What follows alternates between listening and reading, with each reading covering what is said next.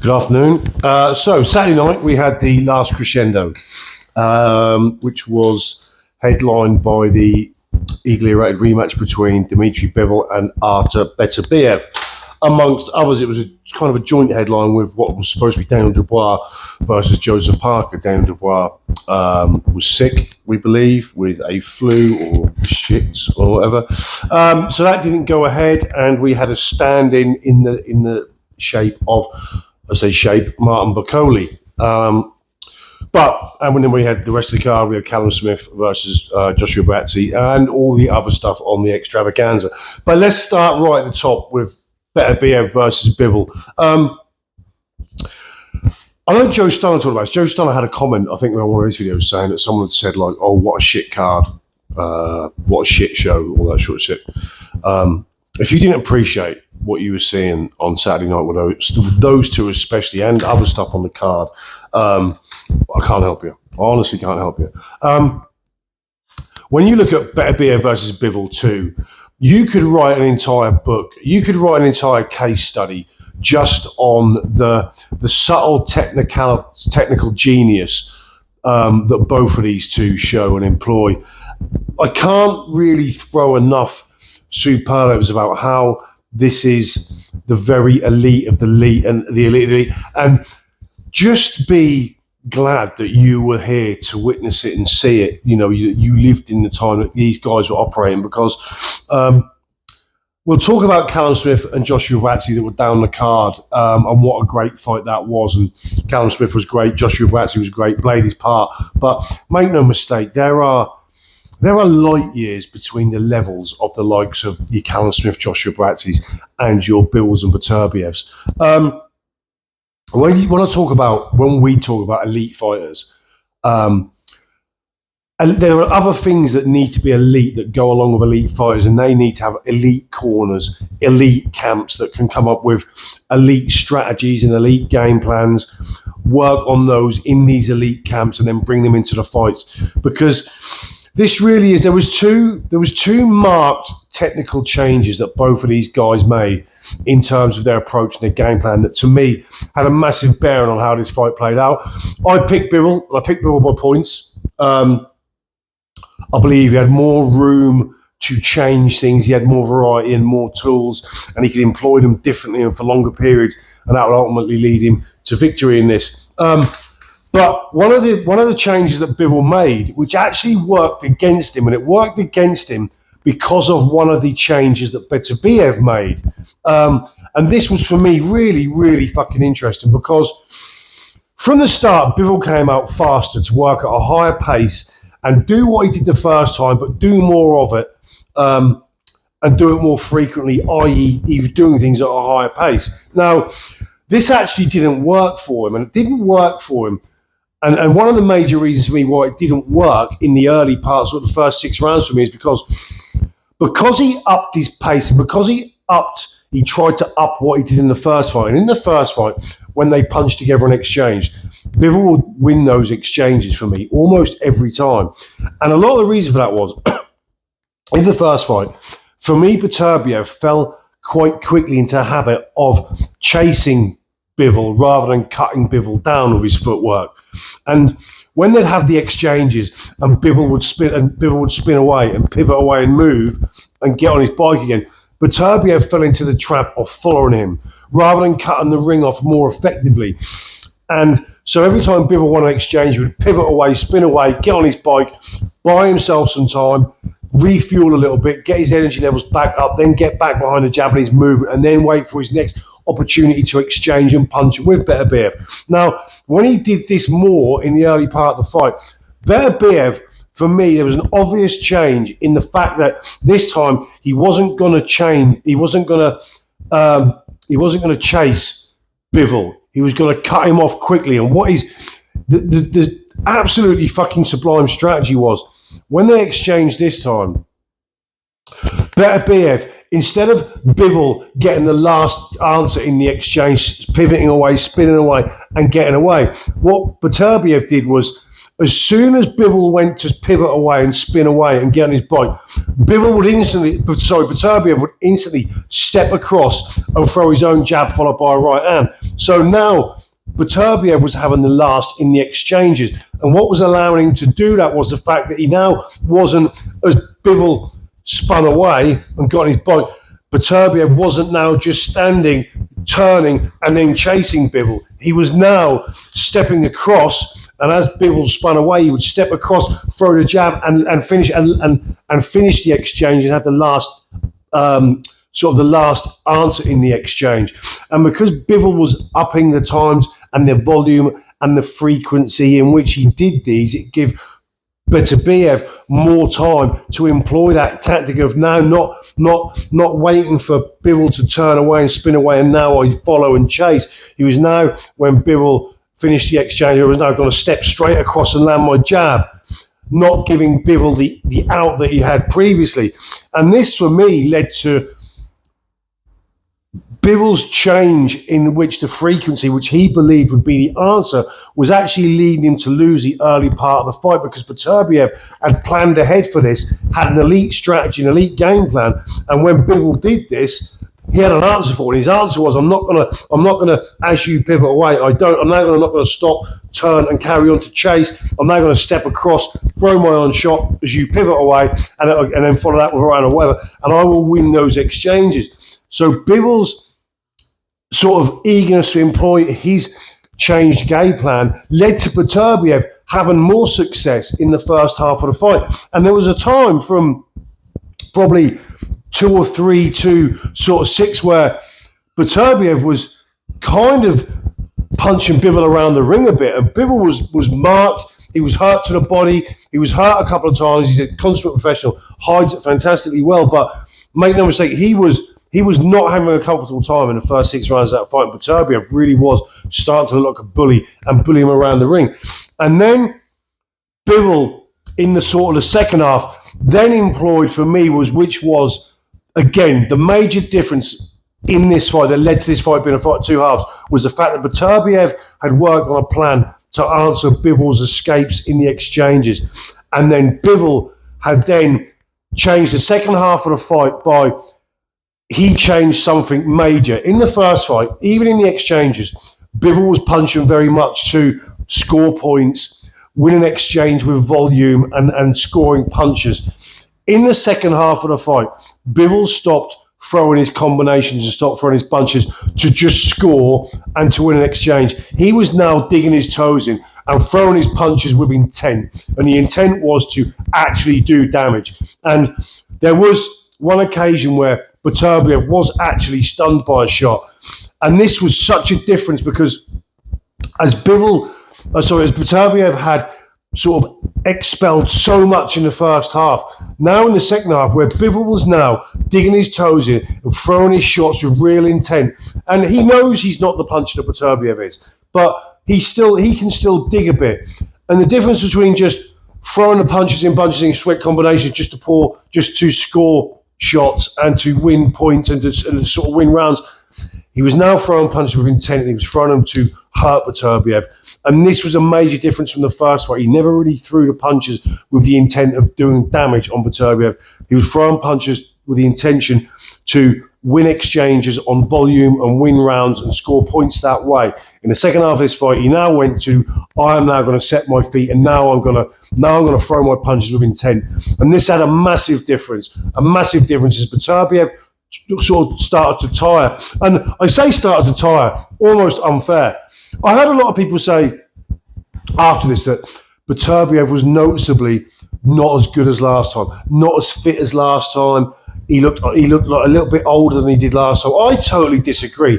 I thought for the first half of this fight, Beterbiev looked better than the first fight, and he was having more success than he was in the first fight. I thought early on he didn't bully Bivol around in the first fight like he did in the first half of this fight, and that was a lot down to his game plan of being able to cut Bivol off when Bivol tried to spin away and get the better in the exchanges. And the fact that Bivol came with more output gave Beterbiev more opportunity to do that, which was genius. But he had expelled a lot, And now Bivol was sitting down in his punches and throwing his punches with intent. And you could see the difference that made. It suddenly made Beterbiev start to have to think a little bit more about his attacks and rushing in the second half of the fight. Beterbiev won round 12. I think Bivol was so spent by round 12 by the effort he'd put in. He just couldn't raise it for the last round. Beterbiev won the last round clearly. Now, I picked Bivol, and I think this fight was a lot closer than a lot of people thought it was. I thought it almost came down to the last round. I watched it back again, and I think Bivol won, but I think Beterbiev was massively unlucky. I think it was very, very, very close. I think both men were amazing. I think it was a more sort of action-packed fight. I don't know which fight I preferred. I thought they were both epic. I thought they were both absolute masterclasses. This one just had a bit more violence about it. There was a bit more violence about it, wasn't there? Beterbiev didn't want to shake Bivol's hand in the end, but it was not out of sour grapes. He was just like, no, I'll shake your hand after the third one, and there was no hard feelings. Just an absolute fucking spectacle. Just something that deserved the top bill and something that deserved a rematch. And now we're 1-1, and we're going to get a third one. And I hope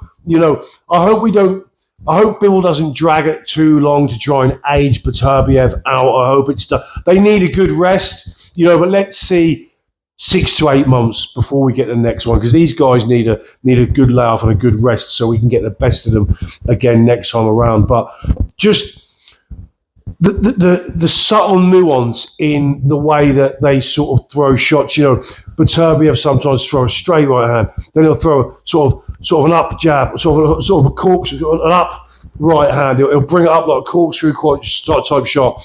The hooks are different, the jabs are different. They're upstairs, downstairs, in front of them. It's just like I said. You could sit down and break that down and write a case study on just those two in this fight, but.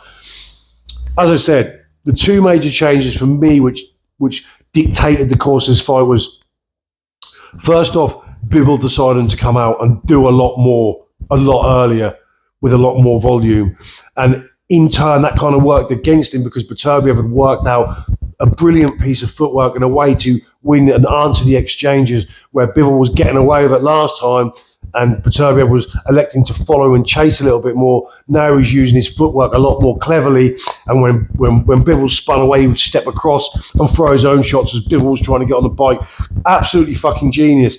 And the way that you really have to, you look at Bivol and you look at the way he was getting punched around the ring in the first half, to then bite down and come back and right, now I'm going to fucking stand my ground. I have to stand my ground. I'm going to throw punches, and I'm going to throw punches with intent now. Fucking, we're not playing anymore. It's just, I'm humbled by watching that kind of stuff. Absolutely fucking fantastic. I'm a bit of a fan. Maybe you can tell. I fanboy over both of these guys. I'm a massive fan of both. I can only, just completely fanboy out over them. I'm sorry. I apologise. No, I don't apologise. It is what it is. Absolutely fucking epic. Further down the bill, let's go down. So we had Martin Bakole step in for Daniel Dubois. And as for the people saying he bottled it, leave that alone. But so Martin Bakole stepped in. Now, I picked Daniel Dubois to beat Joseph Parker, and I said that for the reasons that I think Joseph Parker has looked a bit brittle recently, and the kind of timings being as they were, I thought kind of timing is right for Daniel Dubois. Step in, Martin Bakole. And first off, let me say, I'm fucking absolutely made up for Joseph Parker, that Joseph Parker gets a second round stoppage against a potential banana skin. Didn't turn out that way. We'll cover that in a minute. But I just want to say I'm fucking made up for Joseph Parker. And if anyone should get a world title shot, it's Joseph Parker. If anyone deserves it more, it's Joseph Parker, who looked fucking huge, by the way. Career heaviest, I believe, but he looked fucking massive. When we talk about subtle technical brilliance, in the first round, a couple of things Joseph Parker did. Joseph Parker was doing a lot of, he was testing Bakole. He was testing Bakole's reaction to punches. He was testing Bakole's reaction speed. And he was measuring Bakole up in the first round. And what I mean by that is he was throwing jabs from the hip, and he was throwing a jab from the hip high. Then he was throwing jabs from the high guard, but he was throwing them to the body. And he was really trying to fit Bakole up and confuse him a little bit. And he was using a little bit of really, really good variety. He was throwing hooks from down low, then he was throwing right hands and hooks from up high. And he was mixing that up, a lot of variety. And all to me, it looked like he was trying to gauge Bakole's reactions and how sharp he was and how he reacted to punches coming at him. And he gave him every variety he could in sort of the first 3 and a bit minutes.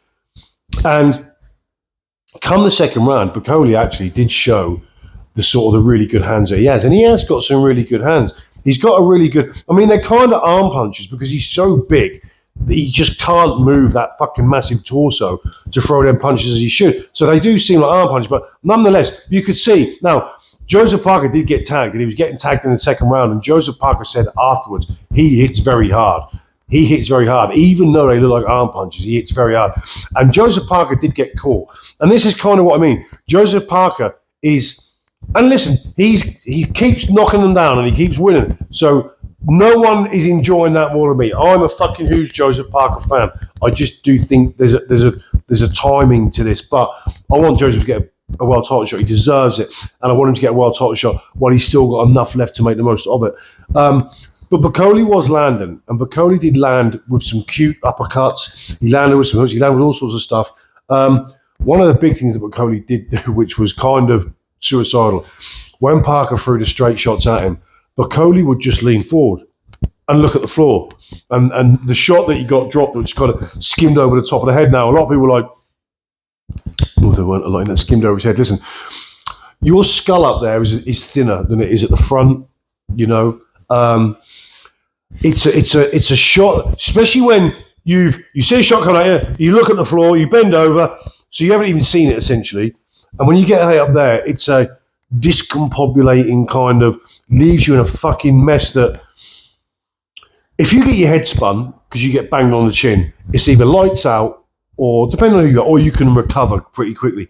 Sometimes them shots on the top of the head, that can last with you, you know, and it lasted with Bakole, and you can argue whether he should be given the opportunity to carry on, but I don't know. I don't think it really mattered. I will say that what's his name? Bakole's trainer, manager, who does talk copious amounts of shit. Generally, I'm not a huge fan of him, but it's, do you dare to be great at short notice, or do you think, or is it like, I'm not in fucking fight condition, this is not really going to be the right time? But this is where the young fellow who fought Shakur Stevenson, who stepped in, this is, if this doesn't advocate for professional fighters to stay in shape all year round, I don't know what will. If you're getting that out of shape in between fights, you're only a part-time professional fighter, aren't you? Because a professional fighter stays in shape, or in some kind of shape, all year round. And when you looked at the run of heavyweight fights we've had in close succession, if you're a heavyweight, the amount of opportunities there are that, or the amount of chance there is that at some point with all these big heavyweight fights, and there's a couple of heavyweight fights on all of these big cards, that there's a chance there's a pull-out and you need to be ready.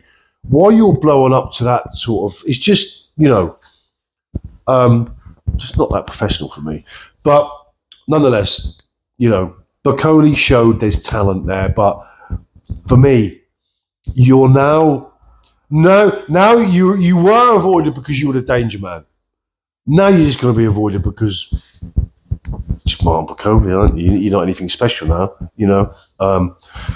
Big Joseph Parker, who was fucking enormous, not spark chart, but, you know, hit you on the top of the head and you never recovered. Not enough for the referee to gauge you being well enough to continue. So hats off to Joseph Parker. Martin Bakole, that hasn't done your career the greatest at all, has it? Unfortunately, but you'll live and learn, hopefully, from that. But yeah, massively made up for Joseph Parker. No one deserves it more than him. I wasn't really sure. I thought when that was the opponent was announced as Bacoli, I thought that there was a real risk if that gets into a fight, that there's a real risk that for at least a half of that fight, Bacoli is very, very dangerous. And he kind of was for a bit until he got hit in the top of the head. And that's all she wrote. So, yeah, hats off to Joseph Parker. And I hope Joseph Parker gets a world title shot. Joseph Parker deserves a world title shot. And again, and that's the difference also between a fringe level heavyweight and an elite level heavyweight. Joseph Parker is legit an elite level heavyweight. He's proved it time and time again. So, made up for Joseph Parker. Couldn't happen to a nicer guy. Couldn't happen to a better fella. So, brilliant for Joseph Parker. Callum Smith against Joshua Buatsi ended up being. I wouldn't say. I still think Bivol Beterbiev for me because of the levels was fight of the night, but that was a good second, a very, very good second. I would, for me, arguably, that is Callum Smith's career best performance for me, especially at this stage in his career. And I've always been a critical of for Callum Smith because I've never thought he showed enough intention and enough desire and will in fights for me. And that just shows you, with a change of attitude, what a different fucking fighter he was. And credit to Buatsi as well, who again, for me, is guilty of the same, but showed a lot more in this fight. But Callum Smith, Joshua Buatsi, it was almost a shame that was that far down the card and almost the hall was half full. Because contender for fight of the year, quite honestly. Callum Smith, fair play to him at his age, absolutely fantastic performance. I'd love to see Callum Smith, Anthony Yard. There was talk of I've heard on a few channels, TalkSport mentioned it, and they sort of mentioned Callum Smith versus David Benavidez. Now, let's just look. That was a great fight. Callum Smith was fantastic. Buatsi was fantastic. They both played their part in making a British epic. But let's not get it twisted. The gulf between the likes of Bivol Beterbiev, Benavidez, and Callum Smith Buatsi is fucking wide, really wide. But, if Callum Smith can get a Benavidez fight and he wants it, I wouldn't fancy his chances at this stage of his career. But does he deserve it? I suppose in that last performance, maybe he does. So who's to argue? I would love to see Callum Smith versus Anthony Yard. Anthony Yard was poor last time, but,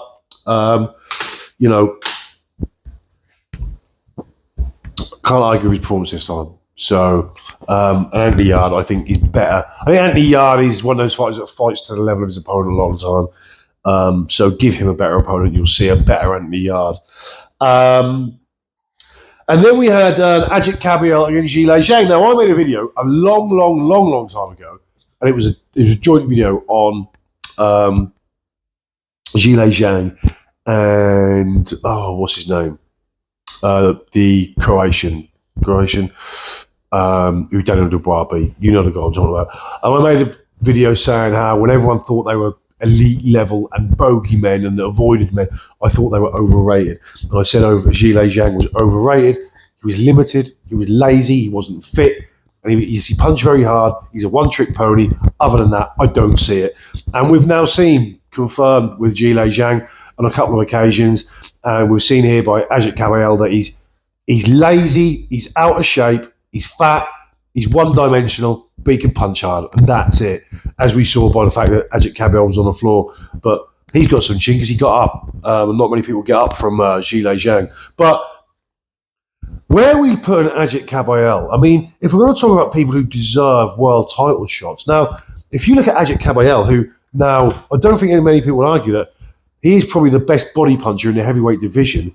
How about Ajit Kabayel against Alexander Usyk, who we're all supposed to believe that has got a weakness to the body? Would he stand even, any more less of a chance than anyone else in the heavyweight division? He certainly deserves it. He's certainly doing everything right. Ajit Kabayel is, and I'm kind of glad that Zhilei Zhang has sort of. That sounds wrong, doesn't it? I'm glad he got some, no. But I'm just glad that he's now been exposed for his level. I'm glad that has happened in a way. Does that make me sound bad? I don't know. What I mean is, I'm glad it's confirmed that what I believed he is. Shakur Stevenson. It's been talked about a lot that Shakur Stevenson, and this has been pointed out, and I'm sure you guys know, but Shakur Stevenson thinks that he is the next second coming of Money Mayweather, and he's not. He's a great defensive boxer, yes, he is, but Padley was, he should move on and get, he should get some good opportunities, because he put on a gutsy performance there, and every time he went down, he'd smash the canvas in fucking frustration and get straight back up, and absolutely fair play. Shakur Stevenson, though, it's like when Floyd was pretty boy, Floyd was banging everyone away. He put everyone out until he got the hand problems, and the sort of second half of his career where he'd had the bad hand issues and stuff like that. But even so, Floyd was still stopping people, even in the second coming of the career. It was just he was stopping everyone when in the Pretty Boy era, and then when he changed to the Money May. But he still had, he could still stop people with sort of the check left hook as he did Ricky Hatton and stuff like that. Or the check right. But yeah, Shakur, you're a good fighter, but you don't talk about you and Floyd in the same breath. That's sort of embarrassing a little bit. But anyway, yeah, great card. Like I said, Beterbiev v Bivol is just phenomenal. Absolutely phenomenal. Nothing else on that. Anyway, I'll see you all soon. I'm out.